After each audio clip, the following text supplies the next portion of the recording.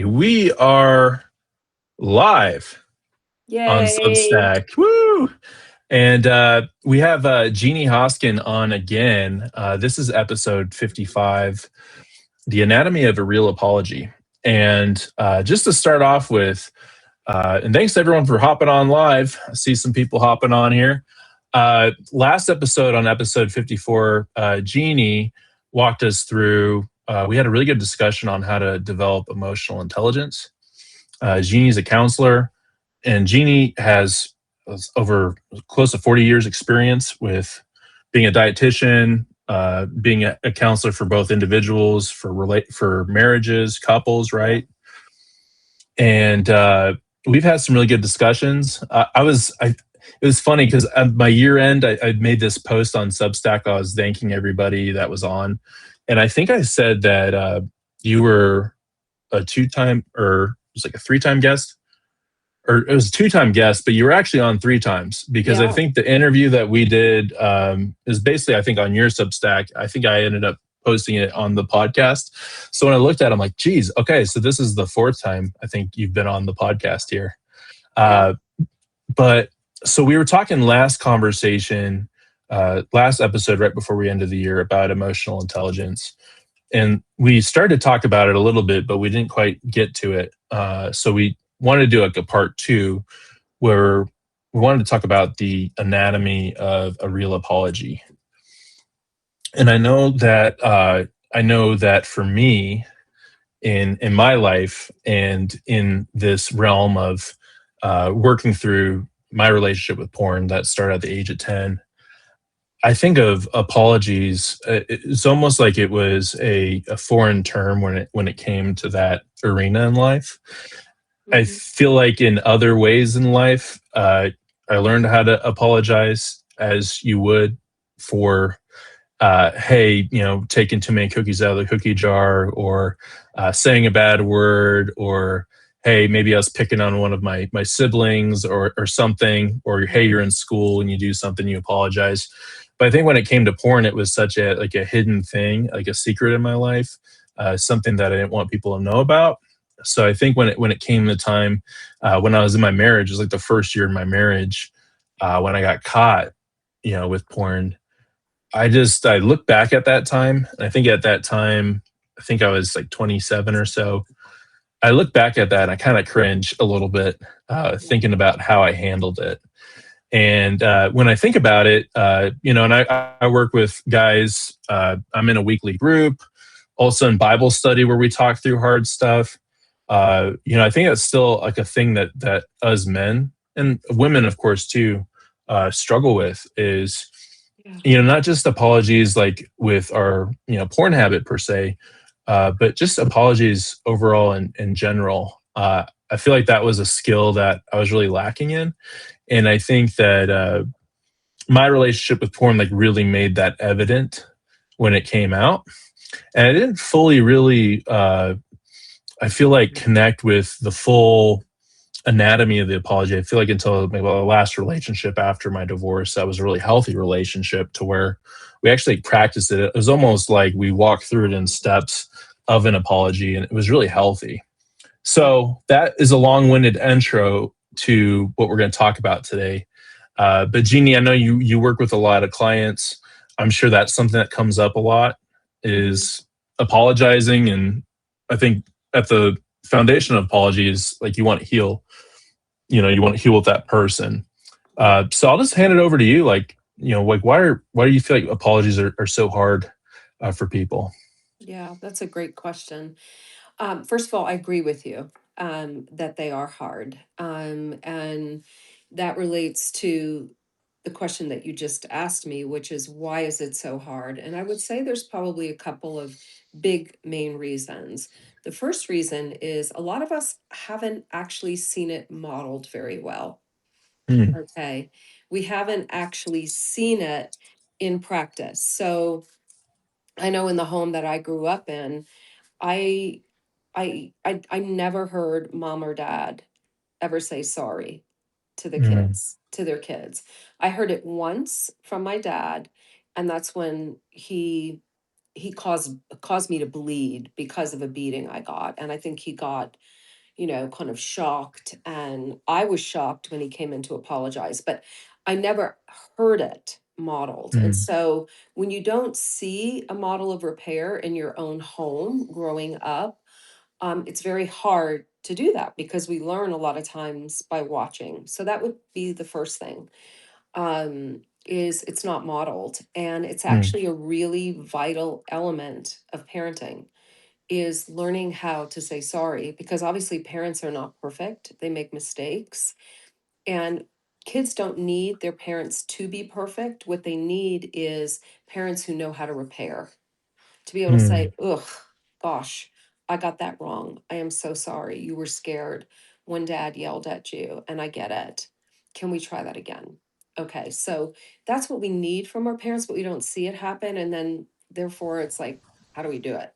It's kind of like what we were talking about last week, which leads me into my point two, which is if we don't have a family that is emotionally intelligent, in other words, teaches us how to recognize what's happening inside of us and to be able to name it and process it. It's a very similar thing to the apology. If we don't see Mm. it, if it's not modeled, it's hard for us. And that actually relates to the hard part, or the second part of why do we struggle with apology, is because when we do something that's not right, okay, when we hurt somebody, what's going to come up in us often is a defense, right? It's a Mm. protection. It's a protection for the emotions that are underneath. Okay. And that's why a lot of us are crap at apologizing, because we have that wall up, because what's underneath that?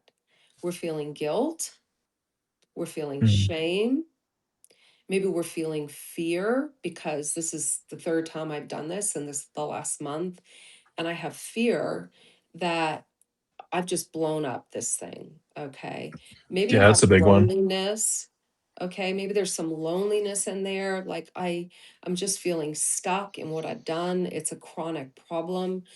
So there's a lot of emotion, sadness, disappointment with myself, anger at myself. So there's all the emotions that are going on that, again, unless you're really trained and are attuned to what's happening inside of you, there's just a ball of like, and so the wall comes up, the Right. defenses come up, and you're stuck. Okay. Because the emotions, here's the other thing, the unprocessed emotions, we talked about this last week, actually causes your thinking brain to go offline. It's like, "Ah, I have all this stuff bumbling around inside of me. I don't have language for it. I haven't named it. I haven't processed it by myself. And now I have to do it with somebody else. And I can't think. I don't know the right things to say. Right. And so it's really important. I would say that would almost be a step one, too, before you go into an apology, is to be able to process everything that's happening inside of you emotionally. Okay, to use an emotions wheel. You sent one out last time, Mac, which was incredible. There's so many emotions on there. I prefer to use a really simple one, which is eight emotions, eight core emotions. That was a big emotion wheel. There's a lot, but Yeah. everything boils down to eight. Okay, they all come out of the eight.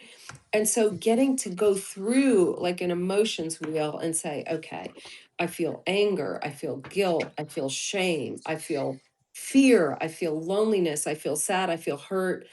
And if I feel joy, I'm going to name that. But a lot of times we don't feel that joy, right? We're feeling like some other things. So being able to name that and kind of flush it all out, either with a friend, and or if you have a faith relationship, doing it with the Lord, okay, Right. doing it with God, put you in a position, a better position, to then be able to do a proper, um, a good and proper apology. So I would say those are the two main reasons why people struggle. Okay, is one, they haven't seen it done, they don't have a model for it, and so they're just kind of stabbing around in the dark. Two, they're kind of hidden behind their defenses, which is protecting their heart, all the emotions that are going on. I would say that would be the second one. And then the third one, hate to say this, is pride. Okay. Hmm.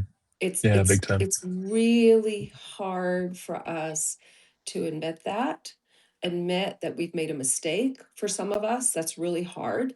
And here's another one I would say, off the top of my head is, ooh, with somebody that you love, it's very hard to admit that you have hurt them.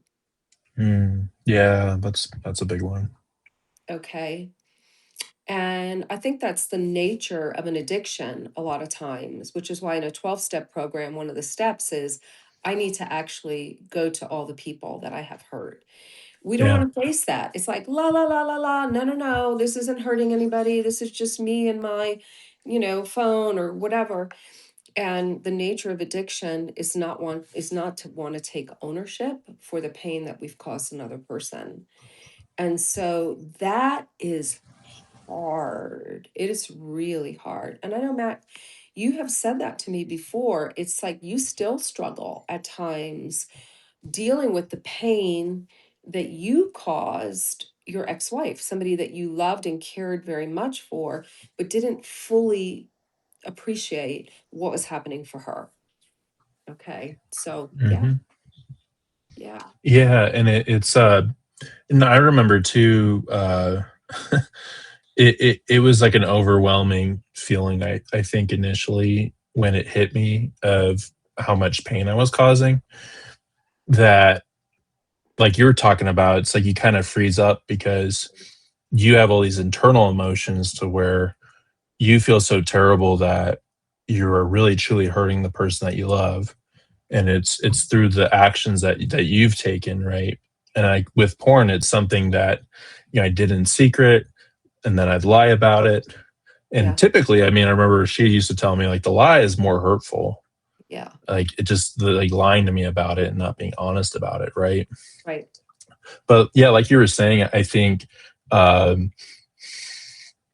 not really truly like taking the time or maybe having the thought process to really think through it first and be like, okay, like what emotions am I feeling about this? And I Yep, think a lot of the times, honestly, it was fear because I think how everything really, I think, started early in the marriage, I'd say was it was like very rough. That moment of her finding out all of that, like it was a really rough moment because it was only like 6 to 7 months into the marriage, when that happened, and kind of in that honeymoon stage, and I just remember like that was the introduction into it, and I remember I handled it very terribly. I got really defensive. It was yeah, almost like her fault that she found out about it, that she was asking about it. And I look back at that, and that still caused me just to wince a little bit yeah, that I treated her that way. But I think a lot of it came from just not having that emotional intelligence built up, like we yeah, talked about last episode. And then because I didn't really have that emotional intelligence built up, and I didn't really have like a language for understanding my relationship with porn, like I know growing up Christian and Catholic, like I knew it was a sin and that wasn't like an ethical thing, a moral thing really, but I didn't quite understand like how it affected other people, especially women, yeah, that you're in a relationship with, which I came to find out the hard way through a 5-year marriage, right? And that's why I'm writing and talking about it. I feel like I learned a lot, uh, yeah, some hard lessons, but yeah, it was just not even having that language to actually like, what am I actually like? I know I hurt you, but like, what am I like apologizing for? And I think ultimately it was really the hurtful thing. I think is this breaking her trust, you know, yeah, as a husband and like looking at other women that way. yeah, I think that was really hurtful. It was the breaking of trust, but I didn't really fully think through that. I think when it first was occurring and later times too, of actually just owning that, hey, I broke your trust yep, and I feel really bad about that. Like that, like there's remorse there, and I think that's what we'll kind of get to. But yeah, yeah, but I think in general too, like right, it could just be little things. Like because I remember because I screwed up pretty bad with that, it would just be any other thing. It felt like if I made a mistake, I would just have like fear in my heart that I made a Yeah. mistake. Yeah. And then like sometimes it'd be an okay apology. Sometimes it wouldn't because I'd have that built up like, hey, I gotta Yeah. have some shred of pride left within me. Like I can't just be a floor mat. And Yeah. it was a really interesting thing now. Like we're talking, we're thinking about it. It was like so much like kind of ups and downs Yeah. throughout the relationship, you know. Times where we built up good momentum and things like that.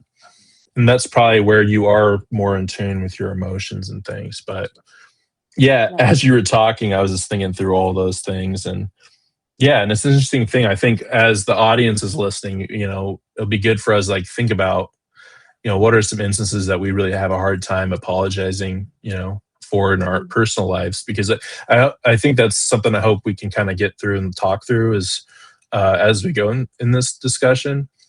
Because I do think that there's like a way to really, it's almost like, I don't know if it's like a mathematical approach, but you look at the structure of like a good apology and it really helps you kind of look at it and back up a bit and be like, oh, okay, like this is like Mhm. a way to look at it and to an approach an apology. Because I think most of the time, right, it's just so like split second, I'm on the defense. Jeanie, I'm sorry. You're like, hey, I'm Yeah. sorry, you know, and it's like, and then you don't really feel like I'm sorry, so you're still kind of mad at me and hurt. And then I think typically as guys, like I just feel speaking for men.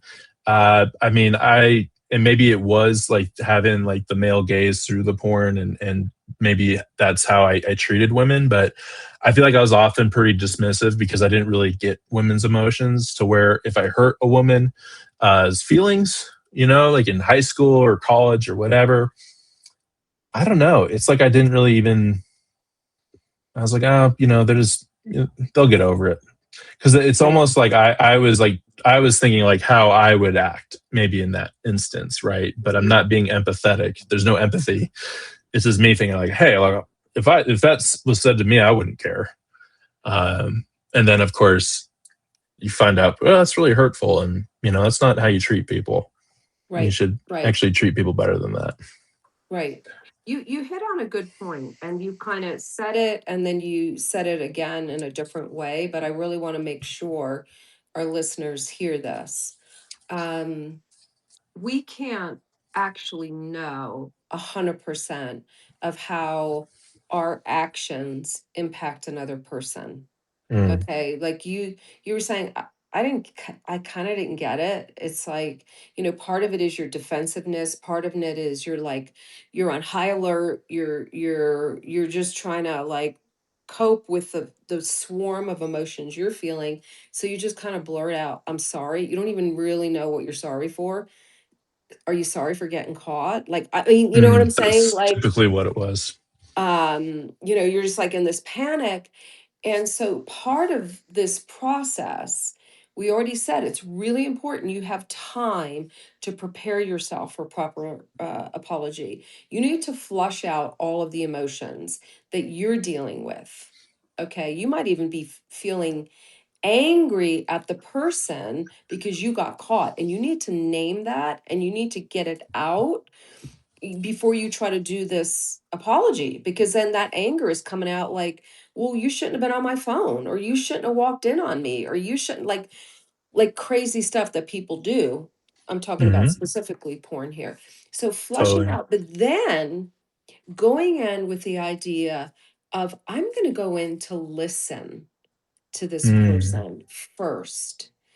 mm, Tell me the impact that my porn has had on you. Okay. What has that done to you? And then you listen without defensiveness. Now, if you've done your homework and you've processed through your emotions, and I'm going to put a plug in here for spirituality, you've dealt with your own guilt and shame. If you have a relationship with God, you go to Him first right. and you say, you know what, God, I messed up. I don't want to be doing this. I don't want to be doing it. And I did it again. And I'm so sorry. And you get right with God. Okay. You get right with Him first, because the Bible tells us if you have a relationship with Jesus and you confess your sin It's as far as the east is from the west. That's how far our sin is from us. It says that in Psalm 103. And so you can walk into that place of needing to repair the relationship, knowing that as far as God goes, your sin has been washed from you. So you're not going in there like, I'm an asshole. I'm sorry to say that, but like, I'm a Right. jerk. I'm this, I'm that. You're like, and Right. maybe your behavior was that, but taking time with God to say, God, I need you to lift me up. I need you to heal me so that I can be a place of healing for this person that I just hurt. Right. Okay. So there's some pre-work before the apology. It's processing Totally. your emotion, it's going into God, and then you're in a place to say, hey, I hurt you and I want to hear about it. What was that like for you? What are you going through? Because that gives you the information you need for doing the steps of a proper apology. And you're going to get into this. We're going to get into this. But part of it is naming the hurt, naming what happened. Well, you may not know. It's like, yeah, I hurt you. Specifically, how did I hurt you? You tell me. It's like, I trusted you. You lied to me. Like all of the things, so that when it's time to say, okay, I want to acknowledge the impact that my mistake has had on you. And then you repeat back what that person just said to you because she told you and you listened without defensiveness. Okay. Oh yeah. Without Yeah. without the yeah but you didn't, no. And that's why you have to do this pre-work, because if you go in there and you haven't done the pre-work, then all of a sudden she's telling you, well, I feel so this and I feel ashamed and I'm ashamed of myself. Am I not enough for you? And it's like, oh my gosh, there's a litany of things that, because you're not a woman or you're not the partner, you're not whatever, you may not understand what I just did, what that Hmm. caused her. But the apology is that much more powerful when you can name it. Okay. And again, like you said, Mac, I didn't get it exactly. Like, yeah, I heard her kind of. I mean, I think I heard her. She says she's hurt. But when you can name the full extent of it, that makes the apology that much Yeah. more powerful. Okay. That's a great way of putting it. And I mean, because as you're talking, I don't know if anyone else does this while you're listening, but it's like I have like flashbacks and I can like feel it inside. But I just remember we had this TV room, and it was like the couch was like the place where I still remember it. Really difficult conversations happened. And I can remember like my body just felt like Oh, almost sometimes like flush if I was like angry and I didn't like work on that before, because I think it's okay too to be able to take a second and get some space. That's kind of what I learned, at least in my personal life, is if I'm feeling a certain way, hey, let me take a break. Let me think about this. Let me go on a walk, pray, clear my head. That way when we go into it, we talk about it, how I hurt you and I can own it. We can get through it together versus, hey, I'm a little upset, or hey, maybe I'm embarrassed of something that I did. Like I feel embarrassed about it. Because I think when you're embarrassed too, that can bring up some defensiveness as well. oh yeah. Um, and but the defensiveness, that's a really good word, because that's really, I think, the natural thing that if I can look at Mac, like pre-recovery state, that was the state of defensiveness, you Yeah. know. And Yeah. probably before that, when I was younger, was the state of like um, fleeing, like, or I was like a special agent and I have to hide and Yeah. Yeah. camouflage, all that stuff. Yeah. But no, that's really good. So basically, what we're talking through, right, is when that happens, when we make that mistake where we hurt somebody, it's processing first what emotions inside of us first, Hmm. right? And then I think we're kind of jumping into it, right? Uh, what I have listed, and we have like a little outline that we built out, but I think it's like the first thing is like we're talking about is you're naming it, you're owning it. So you have ownership. Yeah. It's kind of the first step is owning like what I did. So I have it, for example, like when we're talking about porn use is, like I lied to you about my porn use. Mhm. that's totally calling out that, hey, I lied to you about this, and it's owning like what I did. Yeah. um and it's not deflection. Mhm. One thing that I catch a lot, uh just working with people, or just from all the work I've done, is like when people say like, well, I'm sorry you feel that way. Right. Like, there's so many ways that apology can say, like when you hear it coming off the tongue, you're like, or it wasn't my intention, Yeah. I'm sorry, but um or hey, I already said sorry. Those are things that just come up that to me, they're like deflections, they're Oh, minimizations. yep. And especially with somebody that we love, right? Like, it could be, our girlfriend, boyfriend, husband, wife, friend, family. Like, that's an important relationship. And if we caused hurt, it's important to own it, Yeah. you know? So that's any extra context you like wanted to add on to that for the ownership piece? Yeah, I would say being able to own it without minimizing. Okay. Well, it was just this one time, or it was, however you want to minimize it. I would say that's not cool. A good apology doesn't minimize, it doesn't justify. Okay. If it's, let's say it's a husband and wife or boyfriend or girlfriend or whatever it is, and it's like, hey, you know what? Like, we haven't had sex in like 3 weeks. Like, what'd you expect? Mm. So then you're putting it on. It's like you're You're putting it on them. you're putting it on them. You're not taking responsibility for what you did. You're deflecting and blaming, justifying it. Mm. You're justifying it or shifting, or like you said, I didn't intend to. I didn't know there was going to be, like scantily clad women at this thing, and I got triggered, and all of a sudden it's like you're justifying. It's like, don't do it. The first step is owning it without an excuse. Okay. Yeah, Hmm. can I interrupt real quick? Yeah. That's kind of a change I see whenever I'm like working with people or talking with people, is um, there's this word, I might mess it up, but it was in one of the recovery groups we were in, and someone's like, I walked into this, or I fell into something, and then, and you know what? The more I think about it, I think I was saying it, and then I caught myself, and I said, I didn't fall into anything. Like, it's me. Hi. Yeah. Like, it's me doing it. Like, Yeah. I made a decision at some point, and I know, with porn, I think we get really good at saying, "Oh, well, I didn't know. I didn't that one click. I didn't mean to click. I meant to click that one thing. Blah blah." But it's like at the very deep down in our minds, it's like, yeah, you knew what you were doing, and it's like when you can get to that quicker and just say it. It's so freeing just to say, yeah, I made the decision to go to that porn website, and I didn't Yes. talk to you about it for a week, and I lied about it when you asked me, and I know that's wrong and that hurt you. But it's such a Yeah. better way to come at it than all the things that you just explained.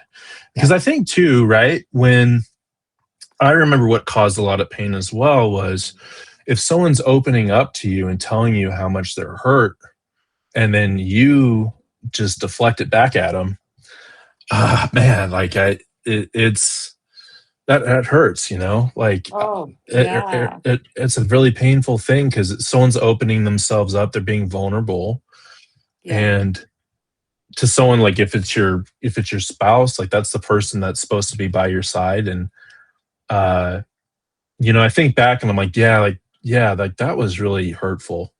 When I look back, if I had a time machine, but I don't, Oh, tell me about it. Yep. you know Yep. but it's like, what could that have looked like, if I just would have listened, like you were talking about, and if I just would have owned Yep. it, you Owned know it, heard, attuned to her pain, and just go, wow, oh my God, I hear you.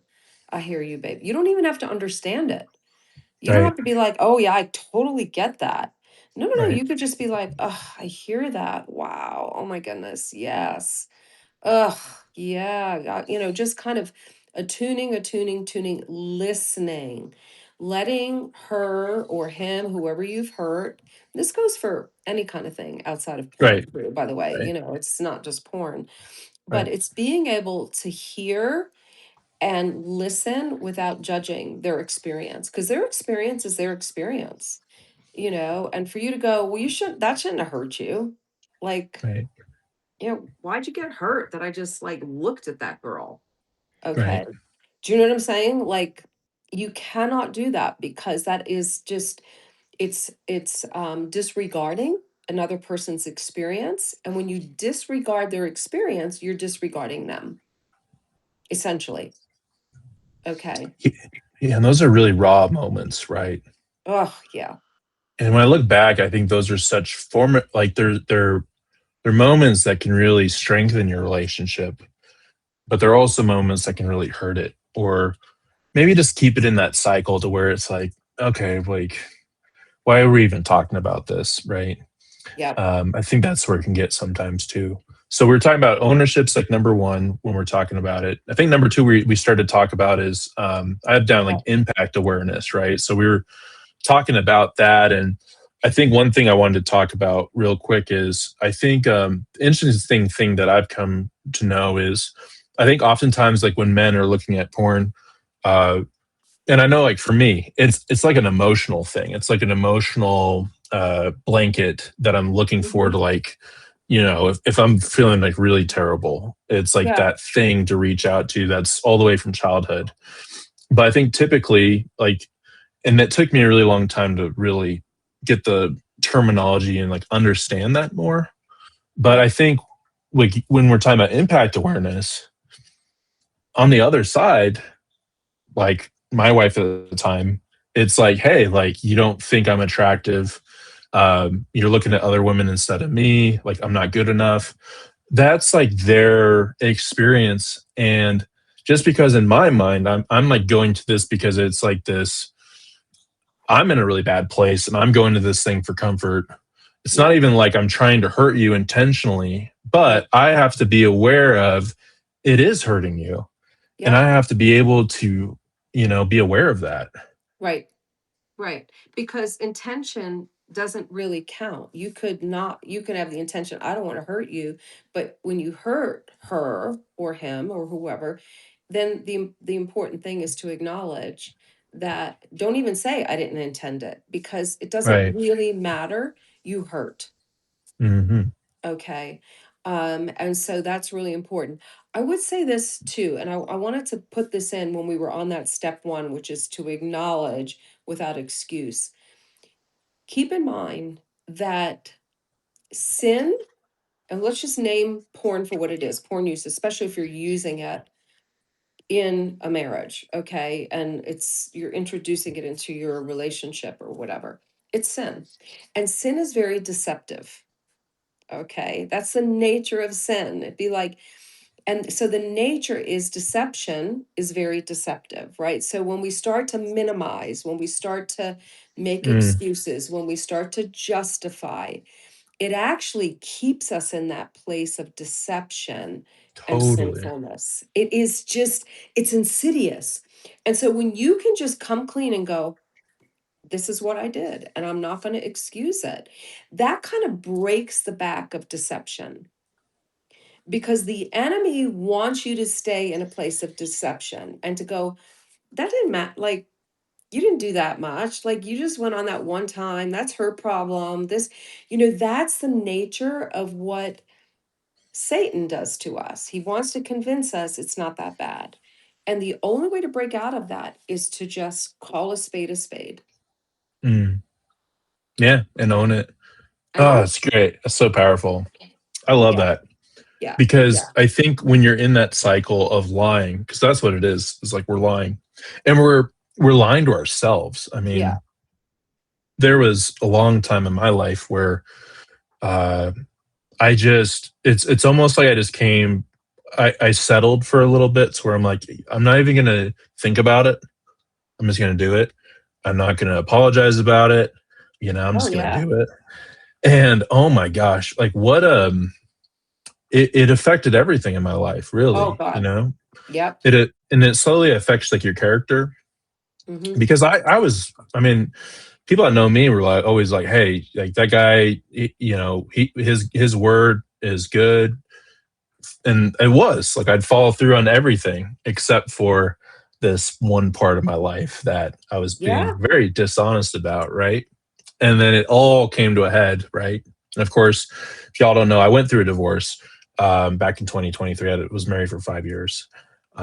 Big part of like why I do this podcast and talk about it because I lived through that. I don't want other people to.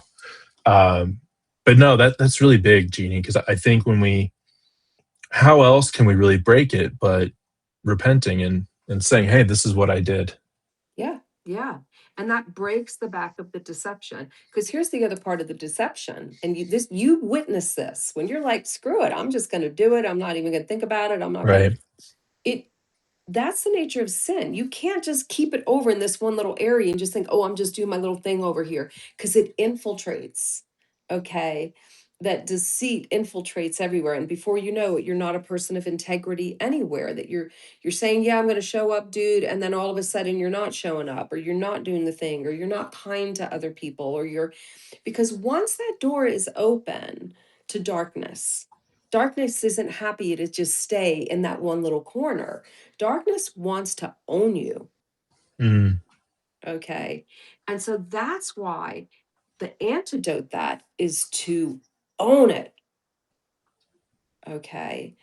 So, I mean, I'm going to bring this in because I think it's important. Anybody on here that's of faith, when King David, this is in the Old Testament, mm. he slept with a nut. Now he was a man after God's own heart. He's one of the pillars of the faith, right?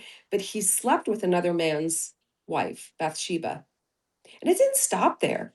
The dude then like had her husband killed. I mean, it was just like crazy how this thing Yeah. went, you know?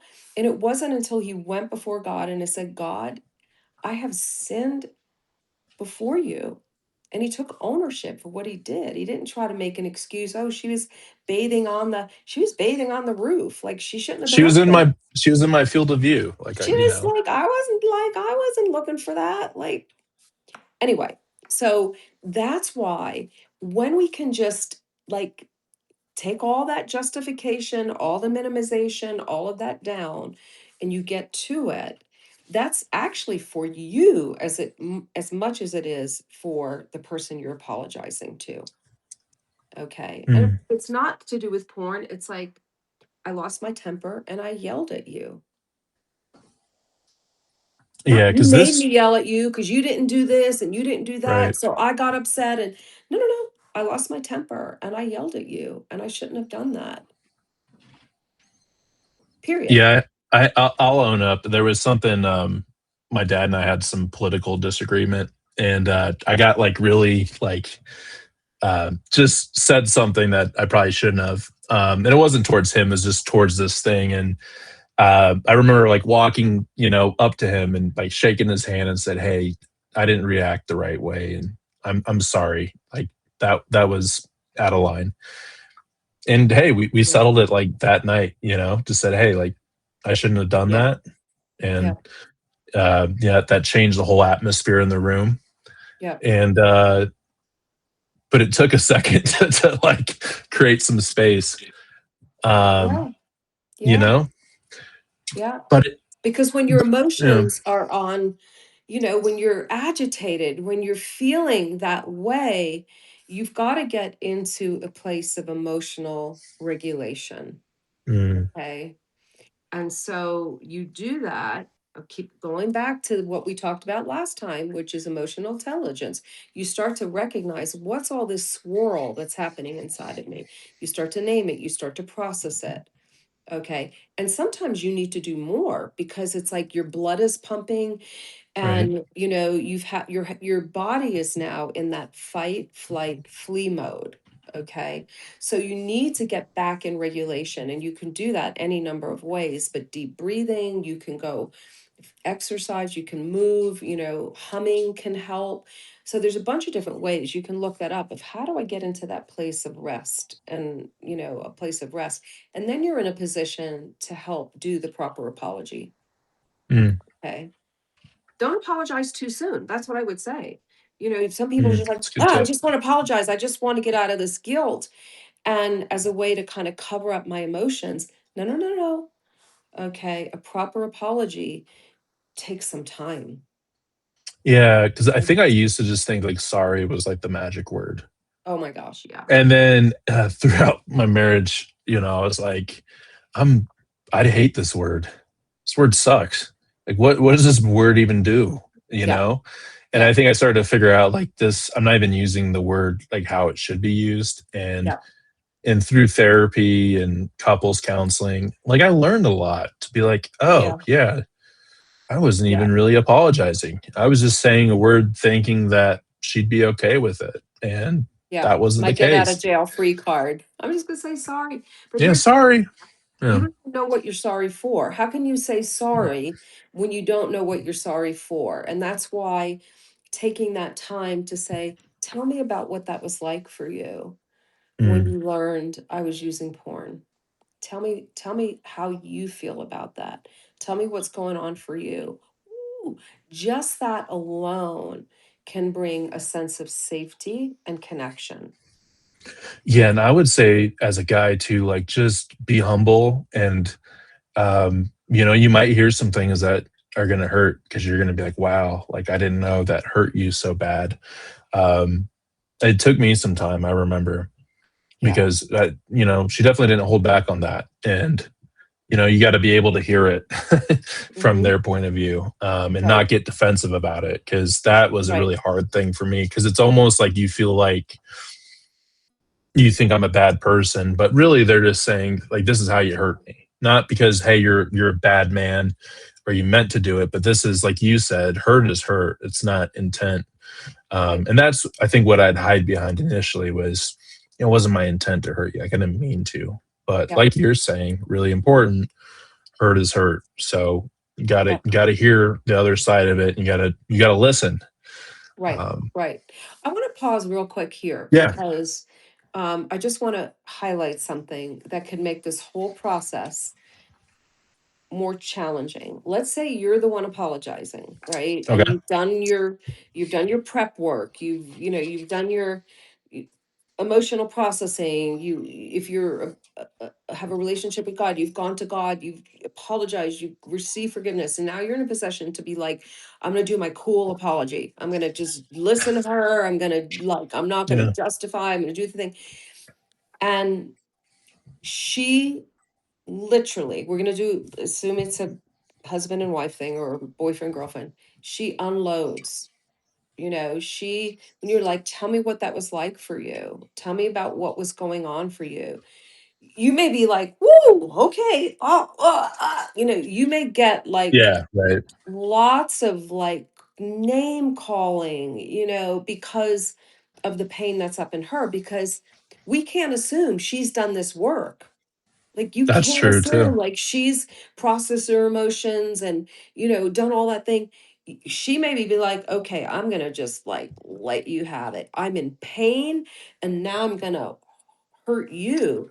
Yep. And That did so happen sometimes. it does happen. And Yep. you get accusation, you get all of that, whatever. And so you've got to be prepared for that.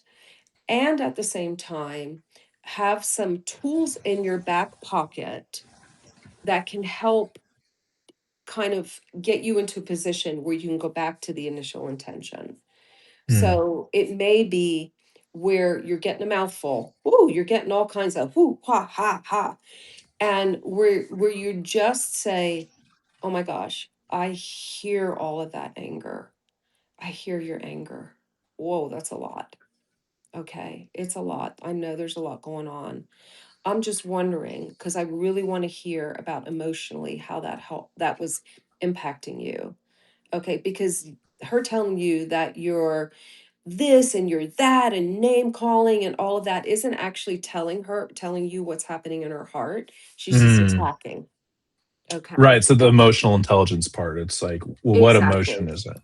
Exactly. So being able to say, I hear all of that anger. I completely get it. I just wonder because I really want to hear underneath all that anger, what was going on for you? Would it be okay that we take a walk together and just let you breathe a little bit? Because I really want to get what's underneath that. Mm, So, you know what? You don't want to tell her, like, simmer down, like, yeah, whatever, like, because now she's just whatever. She's dysregulated. She's dysregulated. sure. She's triggered. She's whatever. And so helping her get into a place where you can say, I want to really hear this. And it's hard for me to hear what's happening in your heart when you're name calling. I get it. You're mad at me. Completely hear that. Okay. But how are we going to get you to a point where you can tell me about your pain, the hurt, the fear, all the things that are going on there? That's what I want to hear, babe. That's what I want to hear. Okay. So I just want to brief that because Yeah. this is real life. Okay. Yeah. So, Yeah. and this may be the fifth time this has happened. And she's just like, plus, we don't know what her history is. And she might have a real history of abuse and baggage and all of that. And so you may be getting stuff that has nothing to do with you. Yeah. And I Okay. think too, like on a woman's like I think sometimes the defense mechanism can be to be very cutting. I think at least in my experience, I think women have a sometimes that can be like the way that, they can get that across maybe as a defense mechanism too. Yes. And it's like you said, being able to de-escalate in a way where you're not attacking them or getting defensive, but you're like Yeah. redirecting it back to like I truly want to understand like how you're Yeah. feeling and Yeah. because you are making the apology, right? And I think at the heart of it, right, the apology is it's to heal, it's to restore. And I Yes. think when you are yeah, when you are apologizing, right, like that's what you're bringing to the table is hopefully, right, if we're doing this in good with like the proper steps in mind and like you're saying, like we're processing our emotions. When we're doing that, we're actually like going forward to like, I want to heal this thing. Like I don't want to be Yes. stuck here because who wants to be stuck in that tit for tat? I think that's what happens a ton of times. Oh Like my God. it happens Totally. to Yep. everybody in some way, shape, or form. There's always like something, right? And maybe you can minimize it to just maybe something's annoying, like like leaving I don't know, like leaving some cupboard door open, or Yeah. my dad, my parents is always like if I close the microwave too hard, that'd always be something. But there's always something, right, that you, Right. you might have to apologize for. So just to bring it back, so we've got, and that was great points, and we could circle back if there's something you want to talk to, but so we've got you know processing what's going on inside of you, uh, taking ownership of the hurt, the hurt, Mm-hmm. and then impact awareness. So that's really having them and also naming how that affected them. Mm-hmm. It's not about your intent, it's about that person that Mm-hmm. was hurt. Right. Um, and I would say, an important thing I think I just wrote down is like like just an example is like you could just say, like, I see how that my actions made you feel betrayed, unsafe, unsure if you can trust me. It's like naming like the impact of Yes. what I did. Yep. Yep. Yep. Yep. And Um, if you don't know, again, what we said is if you don't know right. the impact, ask. And to be honest, most of us don't know what the impact is. We just think, oh, I hurt you. Okay, there's a lot more than that. Okay. There might be, I have so much fear that I'm not good enough for you. I feel lonely in this marriage. I feel sad that we're dealing with this.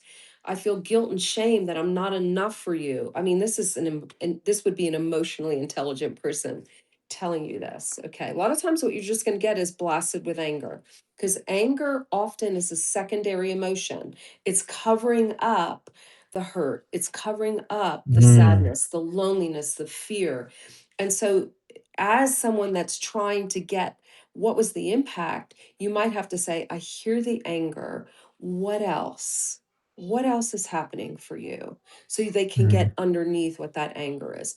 So that's the, that's kind of the next step, is that acknowledging the impact. You have to listen for it. You've got to get underneath the anger, because it's like, I'm just so mad at you. You've hurt me. Da da da da da.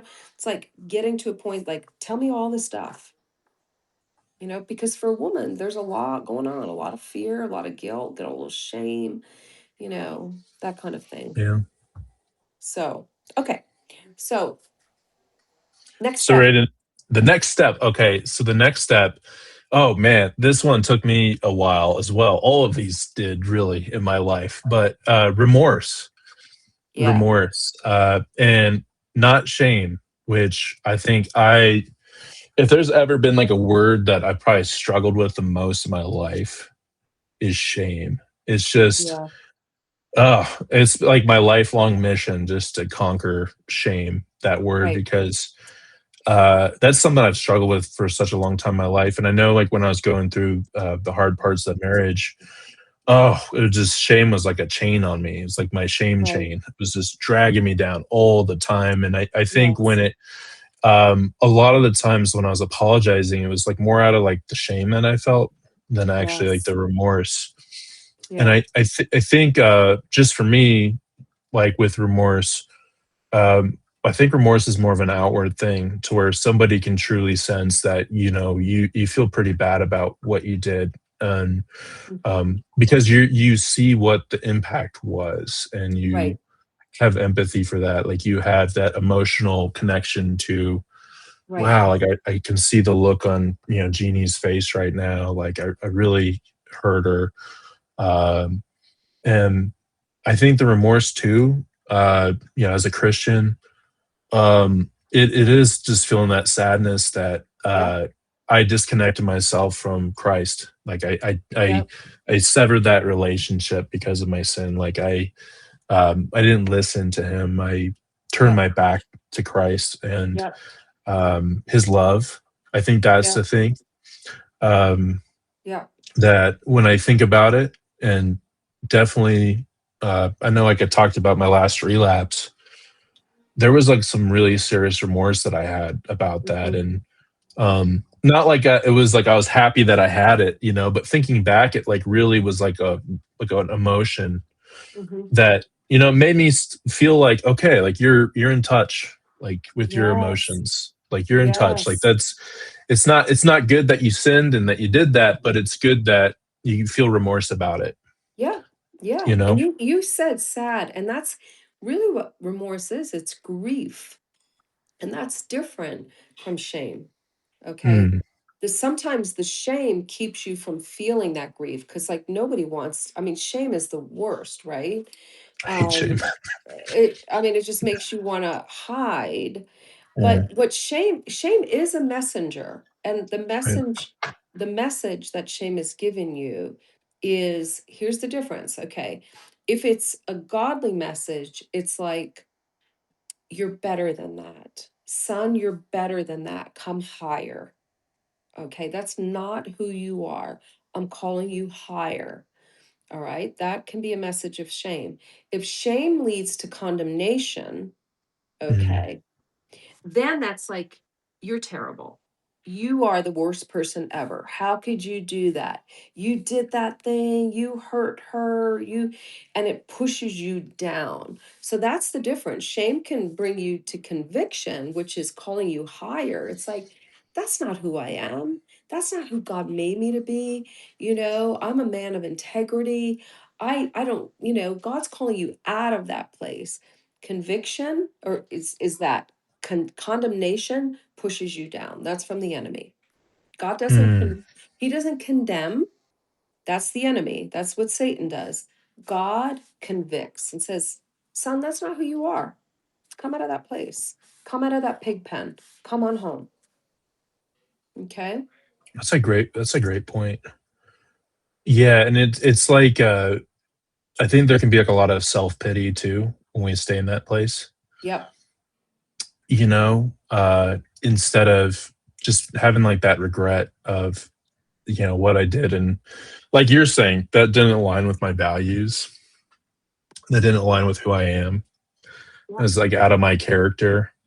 I think Yeah. those are things that come from remorse versus, sticking in a place of shame. It's like more like you're feeling bad about yourself or you're beating yourself up. I mean, that's another term, right? Yeah. Beating yourself up. But it kind of makes it's almost like it makes it more about you than it makes it about them, you Okay, know? and I'm so glad you said that because here's the tricky part. Um, and I'd love to know your feeling on this, but my sense Sure. is you do want to feel that remorse, that sadness, that grief, that man, I really hurt somebody and I have grief about that. I have sadness about that. The tricky part is to not make that the show of the apology because Right. sometimes, and this is, I see this what happens in some of the clients that I work with, that all of a sudden it turns into, I'm the worst person. I'm such a bad person. I hurt you so bad. And then all of a sudden, the person that was injured feels manipulated into then comforting them. Okay. Right. Do you know what I'm saying? Yeah. Like Yeah. Yeah. the Hmm. the godly sorrow is something that you actually process with God. Godly sorrow with God. You can actually say, I have so much guilt and shame that I have done this to you. I have a lot of pain that I have hurt you so much. But where you're really grieving about it and you want to let that out and have God restore you, because it's the godly sorrow that should be calling you higher. And God saying, okay, let's wash this off, son. Let me call you higher. This isn't who you are. At the end of that grieving, God can restore you. Okay. It's not your spouse's job to restore you and comfort you, because they're the ones that are there to receive the apology. Right. That's such a great point because I definitely lived through that at times where I was so beat myself so much up to the point, I think, where she was just looking at me like, "Hey, like the tables were turned, like Yeah. you're the one that's supposed to be giving an apology, and now I Yeah. feel like bad for you because you just sank to this level." So Yeah. I think that's a great point there. So it's the remorse, and I think that you can't really have the remorse, right? If you don't like steps two, 1 and 2. It's like if you're not owning it, you're not seeing what the impact is. Then Yeah. it's like, how are we supposed to feel that remorse in Right. the first place? Right. Um, Yeah. and and then so we've got three more. Yep. So I've got responsibility without conditions. Um, so basically, I think what that is, it's like I'm giving like this apology to you, and I'm not like expecting you to like forgive me right away, or that something I learned too is that some people's healing, it's not all like linear, Right. Hmm. and I think, and like what I've learned through like just working in this space like with porn and stuff is I think often for women it's a lot longer of a healing journey depending on like what happened, the Right. extent of it. But I think oftentimes guys, like we just, I mean, I think my therapist told me this once, is like we do a good job like compartmentalizing. Like you were talking about, like I compartmentalized my sin, or I thought I was like I was putting it like in a box, and I was like, okay, that sin's over there. Everything Yeah. else is fine. I compartmentalized it, right? I think that's what men do a lot with things Yeah. is like, and maybe it's kind of like the built into like going to battle and going to war. It's like, well, I can't really think about that now. I got to Right. like put that away. Yep. But I think in this world that we live in, it's like, um, I think for men, it's like we think like we can kind of just get over things quickly, or that's what we think. And sometimes we can expect that for like our spouse or girlfriend is like, hey, I'm going through this apology. I think sometimes I'd be like, man, like sometimes I get kind of frustrated. I mean, like it's been like a year and then this thing comes up, you know? And I think that's the important part is like you're taking responsibility for the hurt that you cause. You're not putting any like timeline demands on it to say, hey, Right. but a year from now, like I never want to hear about this again. or Yeah. or like I want to be forgiven at this certain part. I think it's Yeah. just putting it that down like with humility and just saying Right. like, hey, like you don't like Yeah. you don't owe me anything. Like I'm giving this apology to you because I mean it, you Right. know? Right. And it's up to the other person to decide if they want to release forgiveness. Okay. Mm, And when they want to do that. And so demanding, well, girl, I said sorry, like get over it. That actually is not helpful for apologizing. That actually causes a lot of hurt and pain. Okay. So that's part of this next step that you're talking about. But the other part, and you didn't say this word exactly, but I'm going to use the word repentance. mm. Repentance means I'm turning away from this thing. Like, if you're going to do a genuine apology, it's not like I'm just sorry that I did this thing now, but I have no intention of changing anything. That's not a genuine apology. Okay, because a genuine apology actually needs to include repentance and turning. Like, I can see that this hurt you, and this is my plan to not let this Oh, happen again. So in other words, you're giving that person that you hurt, this is what I need to do to change. And I'm going to put this stuff on my phone, and I'm going to join a support group. And these are all the things. There's no guarantee that you won't do it again because recovery is a process. But a genuine apology is like, I don't want to do this anymore. Okay. that's great. Yeah, because that's actually I think that's what I had was the next step that we went into. So that's a good segue. So Okay. basically, Perfect. Yeah. it's yeah, yeah, no, perfect. So it's responsibility without conditions, taking responsibility, Right. not putting any condition, and then like you were saying, the next step is having a repair plan, Right. um, behavioral change, right? And I think when it comes to porn, I remember the times that it was a good healing discussion. Because when I talk about things, right, and again, like I don't share everything that happened with because that's private stuff. But I think on the grand kind of big picture thing, it wasn't like the whole marriage was like I was just looking at porn all the time. Like I had like I think I had one time I was like 2 years sober with porn, right? So it's like there was times where there was healing. Those times came like when I remember I had this one time where I think she was on a trip. I looked at I think it was like just got into some show with nudity. I remember when she got back, I told her about it right away. And I Hmm. said, this is what happened. This is how I was feeling. Like kind of like what we're talking about. Like I was Right. owning it. And then I had like a plan. I'm like, this is what I'm going to do about it. I'm going to start doing this recovery program again. That's like, I think, and I remember like, it was like, still sucked to do that, and cause that pain. But I mean, it was like we got back on the right foot, chemistry wise with things with trust because I was able to own it and not deflect and then have actual concrete steps. Right.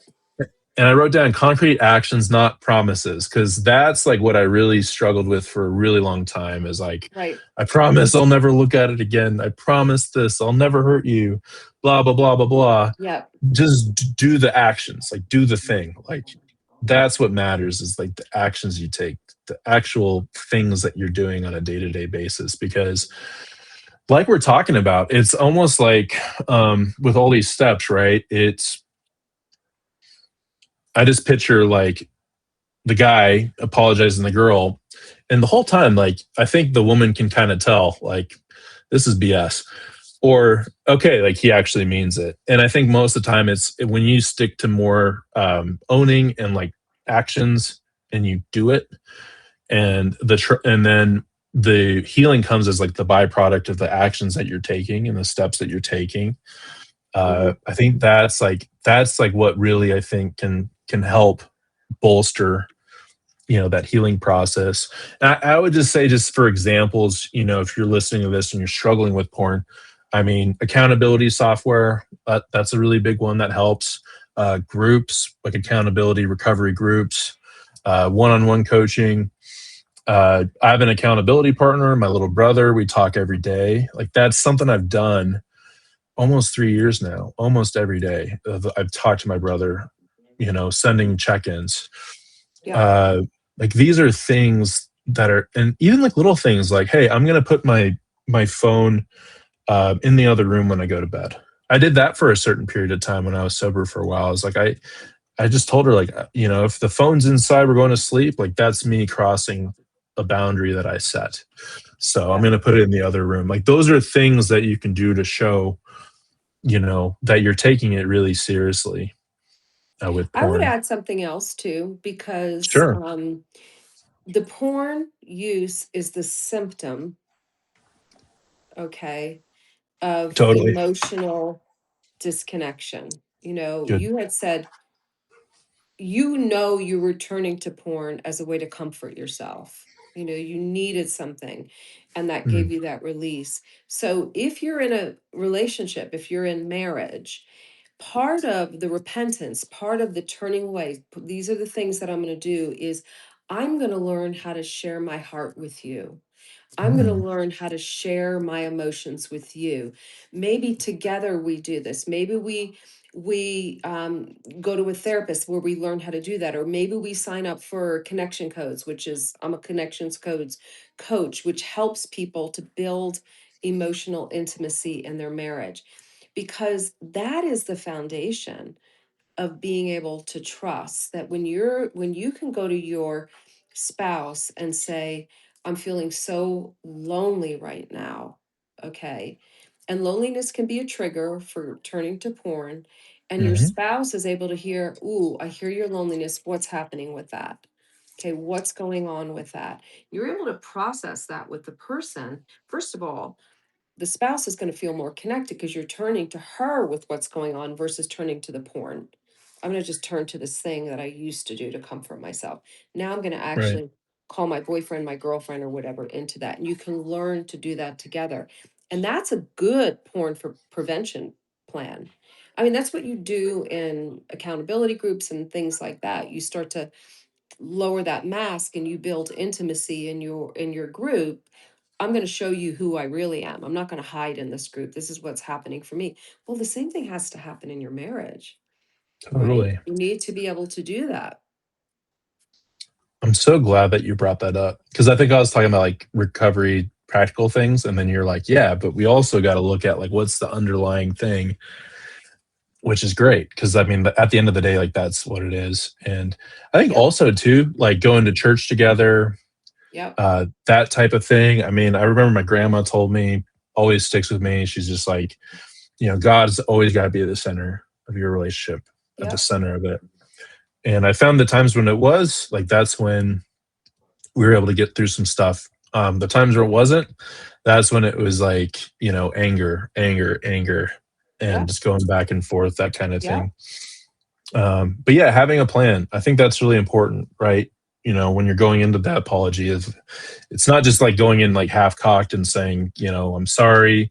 And maybe we're getting through some of the steps that we talked about today, but you also have to have in mind like, okay, well, what's your plan to actually change whatever that behavior is? Yep. And again, we're not just talking about porn. This could be like any kind of thing in your Yep. life. If this is like a reoccurring thing, it's like, okay, well, what are we going to do, either together or like myself, to where we can change the course? So, Yep. because I don't know about you, but I mean, I kind of felt like I was becoming like a broken record. That's kind of how I felt like, and I Yep. was just like, it felt like tiring just be like, okay, I got to apologize about this. And it's like, okay, well, maybe if you change your behavior, then you don't have to Yep. apologize about it because you're not hurting them, you Right. know? Exactly. Exactly. And it does go for anything that you're dealing with, for in my own marriage, having to deal with anxiety, or feeling that imagining my husband doesn't see me in the way that he says he sees me, and I can't get past that. And so I have to say, especially if I want to attack him, if I'm feeling afraid, I feel like, oh, he's withdrawing from me, and it triggers me, my own Mhm. deep brokenness gets triggered. I have to say, okay, this seems to be happening over. I can apologize that I lashed out at him or I did whatever, then I have to say, I need to get some help because I'm not completely free. I need to, and this is my plan, I'm going to say, I'm going to make an appointment with my good friend who's going to, who's my bestie to coach me and to pray with me and to help me see things that I'm missing. And so those are the kinds of things that I can go back to and say, okay, I had a really good session with Natalie. I had a good time in my small group, and this is what I was working on. And so my husband then can see, okay, I'm working on my anger issue or my anxiousness or whatever it is that's getting in between the two of us. I'm making a plan for that. And that's an important part of an apology, not just like, oh, sorry again, I did it again. And this is what we're talking about. It's repentance. It's like, I have a plan for dealing with this thing. I need to acknowledge it and acknowledge how it's hurting you. And this is how I'm going to deal with it. Mm, I love that. And the last part that we have here is, and I think we talked about this a little bit, but just Mhm. patience, patience with the healing process. Right. Um, I think it's coming to the realization that trust sometimes it has to be rebuilt slowly, Yeah. and sometimes that's a good thing, like it takes that time, and I know I lived through that too of restoring trust and then losing it, restoring it, but um, I just learned personally in my life that it does take time, Yeah. It you does take know. time for sure. And this is what I would say. You can't rush the forgiveness and the healing on the side of the other person. That's their journey, and they have to take responsibility for that. So if they decide that, let's say it was your ex-wife, that she's just like, I'm over it, I'm just not going to forgive you. Okay. That winds up being a prison for her. Okay. Right, Because eventually unforgiveness becomes like a prison that you can't get out of, and it turns into bitterness and it right. turns into prison bars.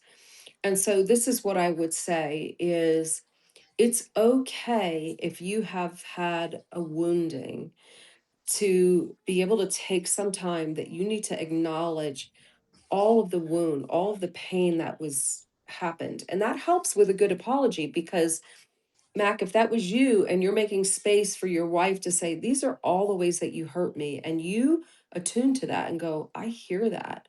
Wow, that's a lot. I really hurt you. That can help bring healing along. Okay. Forgiveness is another step in the process, but reconciliation, okay, takes time. Okay. And so, because it takes time to build trust, it does take time to build trust. So, it's okay to allow that person to go through their own journey and to say, what do you need? And if that person who you hurt needs to go over it all over it again and go, man, I'm still feeling so much pain, I'm still feeling so much anger, and you got to go, I hear that. Not like, girl, how many Mhm. times you going to tell me about your pain and your anger? I Right, mean, you have to help hold that for her. And if it's like years and years and she's still stuck, she really needs to get probably some help with that. Okay. right. And I don't know what that journey looks like. Everybody is different, but just because you apologize doesn't mean it's all done now. Okay. And that's what we're talking about with this last step is respecting the process for the other person. Okay. You can gently say, it seems like you're having a really hard time right now forgiving. And I get that. This is really hard. But there is a difference between acknowledging the pain and choosing to forgive. Mm, Okay.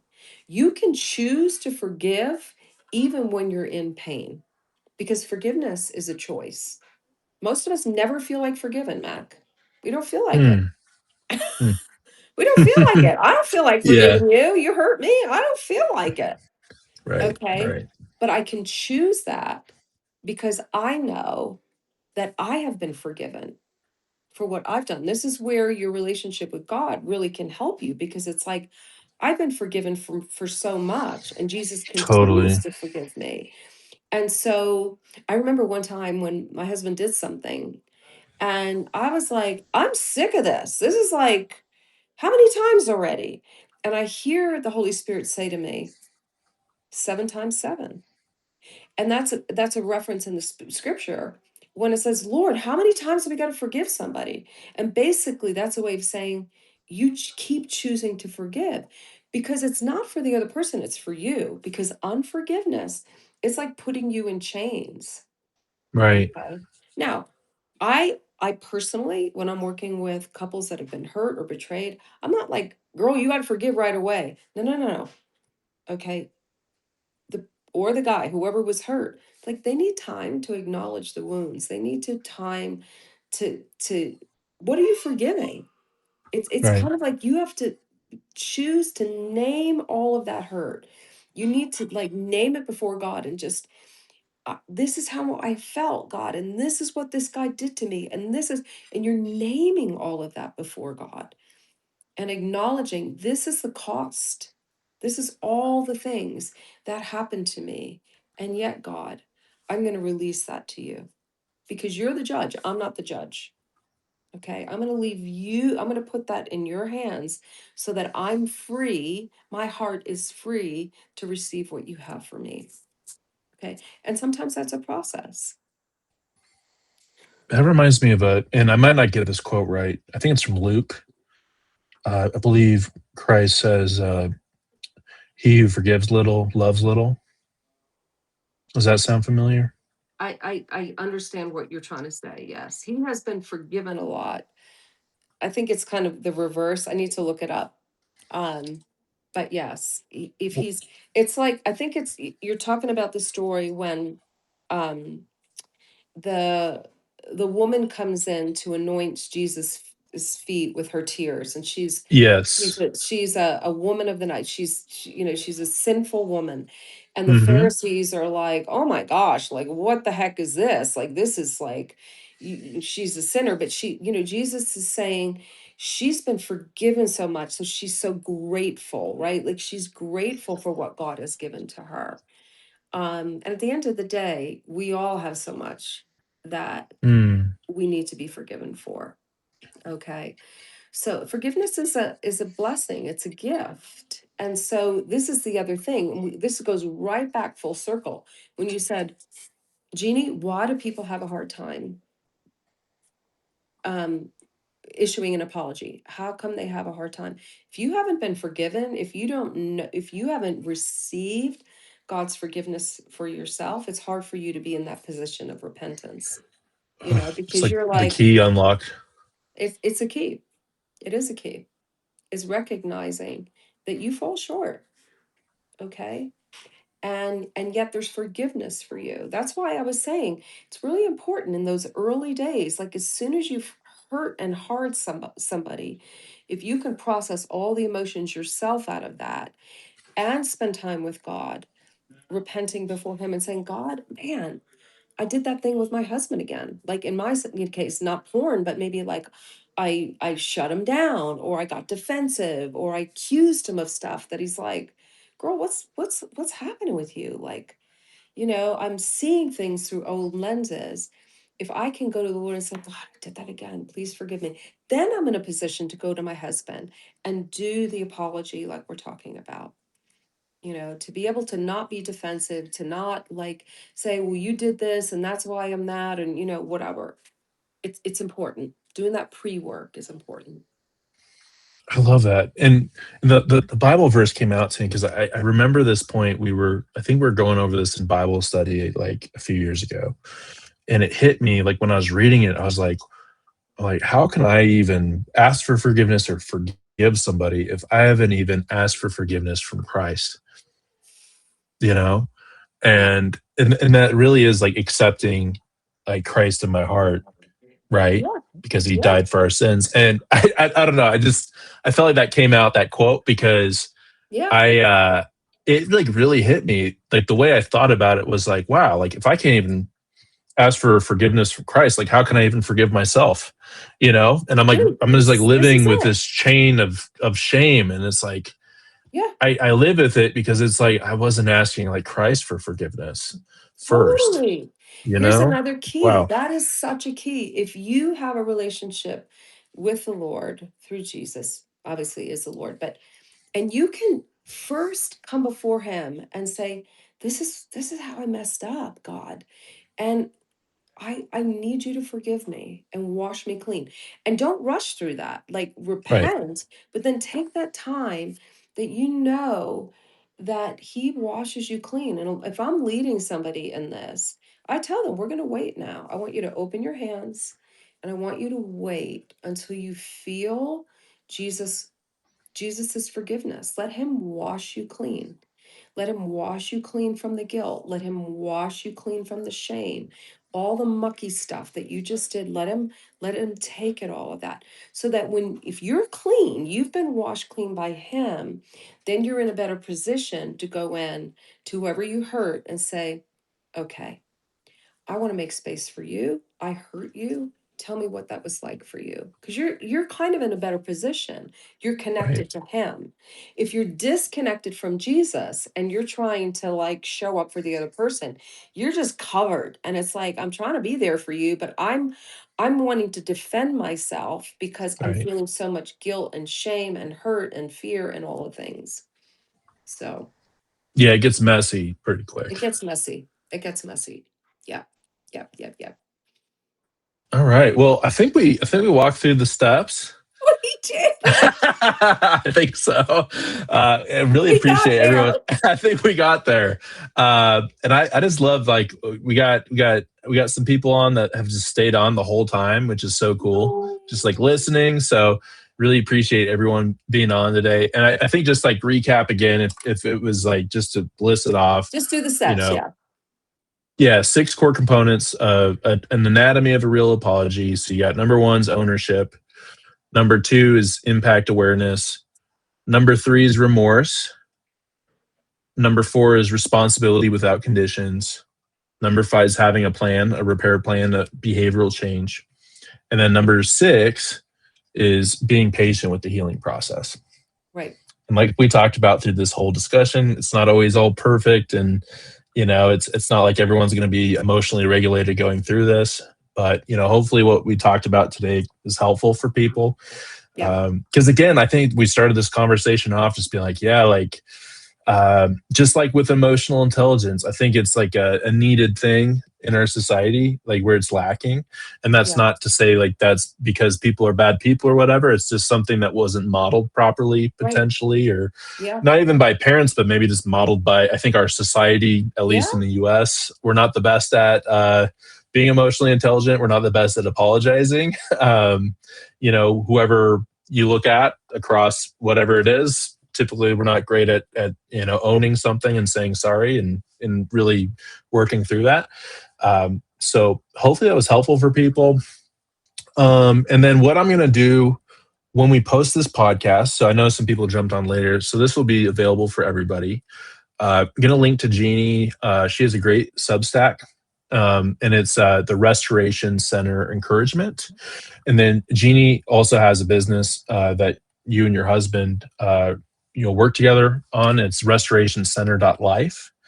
And you can book a call with Jeanie. And I know it's individual, it's Yeah. couples. And then I think you were talking about connection. Was it connection codes? Yeah. Connection codes. And you can get to connection codes through my website or just go directly to connection codes. Let's see, dot US. Just put in connection codes. And it's a tool. Okay. It is a tool for building emotional connection. All right, that I think is fabulous. It's helped me in my own marriage to become more emotionally aware and connected to my husband. And I think it's something we all need because most of us are just like, we have no idea what's going on inside of ourselves. The more emotional awareness that we have, then we can actually be in a position to hold space for other people's emotions. Okay, because We don't get to decide how they're feeling. Their feeling is their feeling, and they'll teach you how to hold space for somebody that's saying, I have pain, without being defensive, without, telling they're wrong. That is disconnecting. So yeah, those are all the resources. They're all there. So Yeah, and I'll also put our previous conversations. So we were talking about yes. episode 54, which is the one before this. We did that right before the end of the year. Really, I mean, got so much good feedback from that episode. Just so many good things we talked about. And then we were on two previous podcasts before, and I can put that in. I think it Yeah. was episode 43. That one's kind of like me talking about my story, and you're like listening, and that felt like a therapy session where I was just like talking about, my journey. And then I believe episode 44. I'm trying to remember just off the top of my head. We talked about a ton of things there. I think Yeah. we dove into like I'm trying to remember now. I'm kind of putting myself on the spot, Don't worry. but People can look at it and find yeah, it. Yeah. we talked through some good things. Let's see, Hmm. healing porn addiction through emotional intimacy. So that's where I was getting hung Right. up. Emotional intimacy, into Right. me you see. Uh, so a lot of good things with Jeanie. I'm sure we'll talk again soon. I love having you on. It's always I really love talking valuable. with you. It's so good and so practical, and it's so nice to be able to part of the work that I do, as you know, Mac, is I'm very focused on us as whole beings. Right. We're not just physical beings, we're not just soul beings, which is our emotions and our will and our mind. And then there's the spirit part. And a lot of times when people are looking at porn addiction or recovering from that, they're just like, how do I stop using porn? But you actually have to look at the whole thing. You got to really look at what's happening in my heart. I have needs for comfort. I have need for intimacy. I have need for connection. And we're turning to porn to meet those needs. Those are valid needs, but it's not going to fill that hole in our hearts. And so part of recovery is dealing with that. That's why I'm saying an apology, and when you're doing that repentance piece, which means what am I going to do to make sure this doesn't happen again, it's like I need to work on my heart. I need to Mm, become more emotionally aware. mm, Okay, so yeah, love it. love And it. I know last time we ended on a prayer. Would you like to pray us out again I'd love as to we end? pray. Yeah, I'd love to Okay. pray. Yeah. Woo.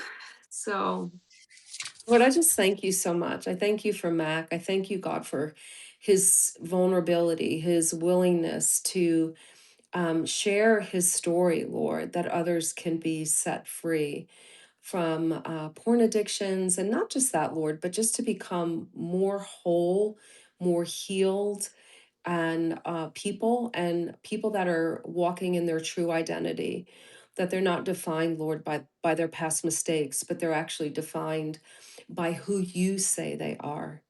And so, God, I just pray that you would be with each person on this call, that whatever we spoke about today, if it wasn't from you, God, that it would fall away. But if there were good seeds, and I know there was a lot that came from you, that they would take root. And Lord, people would be hungry to know more freedom that comes by being more vulnerable, more humble, as Mac has been, more willing, Lord, to learn and grow, and that they would be agents of healing and repair in the world as they learn how to apologize, how to take responsibility for mistakes that they've made. And so, Lord, I ask that you would open people's eyes, open their ears, that they would receive from you, and that this would be marked down on their calendar as a shift in their trajectory for healing. And I pray this in Jesus' name. Amen. Amen. Well said. Well, Jeanie, always a Loved pleasure, it. and loved it. And hey, everyone, just hope you enjoy the rest of your week. And we'll see you soon. I've got another live stream, I believe, on Friday with Kyle Shepard. We're going to be talking about how to build resilience in a rut, how to get out of a rut. So that should be pretty good. And we'll have Jeanie on again soon, I'm sure. But everybody, much love, and keep fighting the good fight. Bye, everybody. Yeah. Bye bye. Bye.